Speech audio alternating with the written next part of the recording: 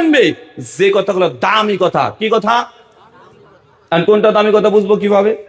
সমস্যা তো এটাই, যে কেউ একটা সুন্দর করে গজল বললো, তখন আপনার কাছে মনে হচ্ছে যে এটাই দামি কথা। বা কেউ আপনাকে সুন্দর করে একটা গল্প বলেছে, ওই যে নুহ সুলাইমানের একটা ঘটনা আছে না, তিনি মাছকে একদম মাছ মাংস গোস্ত সব খাওয়াই দিচ্ছে, আপনার কাছে মনে হচ্ছে ওটাই দামি কথা।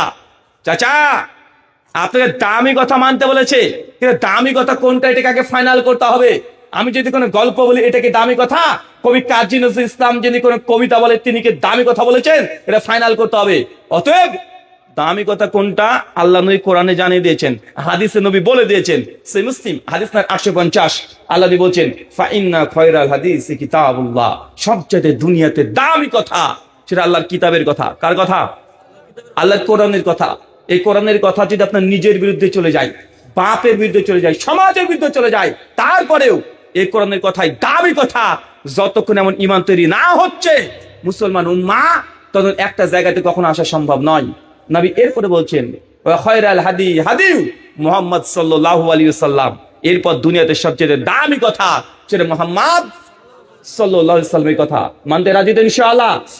যদি নিজের বিরুদ্ধে চলে যায়, যে সমাজের বিরুদ্ধে চলে যায়, যদি কোনো বুজুর্গ বড় ব্যক্তির বিরুদ্ধে চলে যায়, যে নবীর কথা যদি সমাজের বিরুদ্ধে চলে যায়, তারপরেও সেটা দামি কথা। চলেন সহিহ বুখারী কিতাবুল তিব হাদিস নাম্বার 5737, আল্লাহর নবীর কাছে যে সাহাবী এসে বলছে ইয়া রাসূলুল্লাহ, আমার ভাইয়ের পেটে ডায়রিয়া হয়েছে। ডায়রিয়া মানে বুঝেন তো, মানে পেট খারাপ হয়ে গেছে, পায়খানা হচ্ছে অনবরত। তো রাসূলুল্লাহ কি করব? আল্লাহ নবী তখন বলছেন যাও তোমার ভাইকে মধু খাওয়াও। কি খাও? মধু।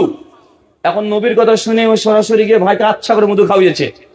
পরের দিন নবীকে এসেছে ইয়া রাসূলুল্লাহ, আরে মধু খেয়ে তো তার সমস্যা বেড়ে গেছে, আরে পায়খানা তো আরো বেশি হচ্ছে, ডায়রিয়া অনেক বেশি হয়ে গেছে। নবী আবার বলছে যাও তোমার ভাইকে আবার মধু খাওয়াও। সাহাবী কোনো প্রতিবাদ না করে তার ভাইকে গিয়ে আবার মধু খাইয়েছে। মধু খাওয়ানোর পর তৃতীয় দিন এসে হচ্ছে ইয়া রাসূলুল্লাহ, আরে ভাইকে যত মধু খাই ভাই তো তত অসুস্থ বেশি হয়ে যায়, আরে আজকে তো হাত পা ছেড়ে দিয়েছে, আরে উঠে দাঁড়াতে পারছে না। আল্লাহ নবী বলছে শোনো, আল্লাহর কিতাব সত্য বলছে, তোমার ভাইয়ের পেট মিথ্যা কথা বলছে। আল্লাহ কোরআন বলেছে সূরা নাহলের 69 নম্বর আয়াত, যে মধুতে শেফা আছে, যাও তোমার ভাইকে আবার মধু খাও, তোমার ভাইয়ের পেটের ঠিক ডোজ এখনো পড়েনি। সাহাবী তখন নবীর এই কথা শুনে আবার গিয়েছে আচ্ছা করে মধু খাওয়িয়েছে। চতুর্থ দিন এসে বলছে ইয়া রাসূলুল্লাহ, ভাইয়ের পেট ভালো হয়ে গেছে। কি বুঝলেন বলেন তো হাদিসটা থেকে? কি বুঝেছেন?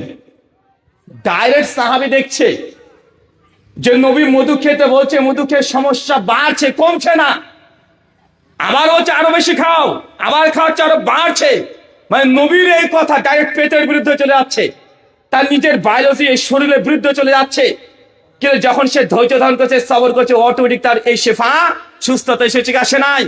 তাই মনে রাখবেন, যখন আমরা কোরআন সুন্নাহ ডাইরেক্ট কথা বলবো, কিছু মানুষের গায়ে লাগতে পারে। যখন আমরা কোনো কোরআন ভাষার কথা বলি, সমাজের বিরুদ্ধে চলে যেতে পারে। কিন্তু আপনি তদন্ত করেন, গবেষণা করেন, দেখবেন ইনশাআল্লাহ যে কথা আপনাকে কোরআন সুন্নাহর আলোকে বলা হবে, একদিন এগুলোই আপনার সত্য প্রমাণ হতেই হবে। অথচ আমরা মনে করি যে না,